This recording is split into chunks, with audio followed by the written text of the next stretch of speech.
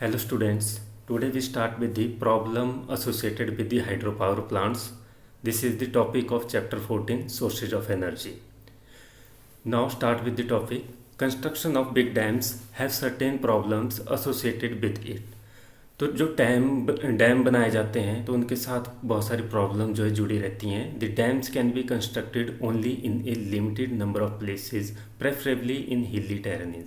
तो ये जो डैम्स हैं ये लिमिटेड प्लेसेस पर ही बनाए जा सकते हैं. ज़्यादातर ये जो है हिली एरियाज़ के अंदर जो है इस्टेब्लिश किए जा सकते हैं. Large area of agriculture land and human habitations are to be sacrificed as they get submerge. तो लार्ज एरिया जो है एग्रीकल्चर का जो है और जो ह्यूमन हैबिटेशन जहाँ पर लोग बसे हुए होते हैं उनको जो है हमें वहाँ से उठाना पड़ता है, तब जाके डैम्स हम जो है कंस्ट्रक्ट करवा सकते हैं किसी एरिया के अंदर. Large ecosystems are destroyed when submerged under the water in dam.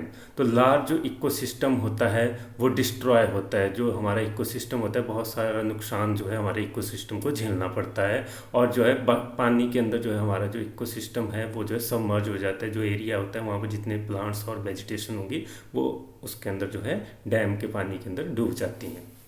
Now coming to next slide. Vegetations are destroyed when submerged under the water in the dam. तो जो वेजिटेशन होती हैं जो प्लांट्स होंगे वहाँ पे तो वो सारे जो है पानी के अंदर डूब जाएंगे उस डैम के. The vegetation which is submerged rot under anaerobic condition and give rise to large amount of methane which is also a green house gas. तो इसके कारण एक और प्रॉब्लम की जो होती है ग्रीन हाउस गैस जो है बनती है. तो जो वेजिटेशन होती है जो पानी के अंदर डूब जाती है वो रॉट होना मीन्स सड़ना स्टार्ट हो जाती है एनारोबिक कंडीशंस के अंदर और उसके कारण जो है लार्ज अमाउंट में मीथेन गैस प्रोड्यूस होती है और ये मीथेन गैस जो है ग्रीन हाउस गैस होती है जिसके कारण एनवायरनमेंट का टेम्परेचर जो है इंक्रीज हो जाता है. It creates the problem of satisfactory rehabilitation of displaced people. तो जो लोग जो है वहाँ से उठाए गए हैं उस एरिया से तो उनको जो है सेटिस्फैक्ट्री रिहेबिलिटेशन प्रोवाइड करवाना, सेटिस्फैक्ट्री जगहों पे दोबारा से बसाना ये भी एक प्रॉब्लम रहती है क्योंकि किसी को उसके जो है नेटिव प्लेस से जो है उठा के किसी दूसरी जगह जो है इस्टेब्लिश करवाना तो वो जो है बहुत बड़ी प्रॉब्लम रहती है. Opposition to the construction of Tehri Dam on the river Ganga and Sardar Sarovar project on the river Narmada are due to such problem.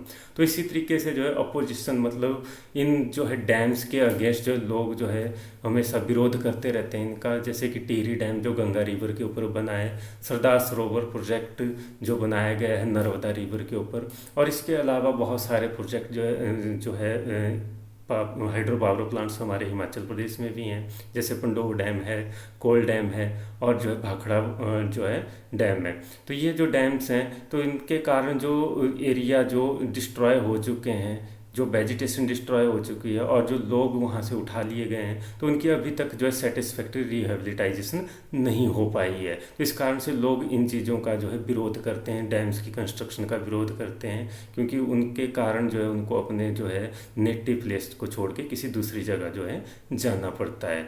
जैसे कोल डैम का एग्जाम्पल अगर हम लेते हैं तो कोल डैम जो है ये बिलासपुर डिस्ट्रिक्ट के अंदर बनाया गया है.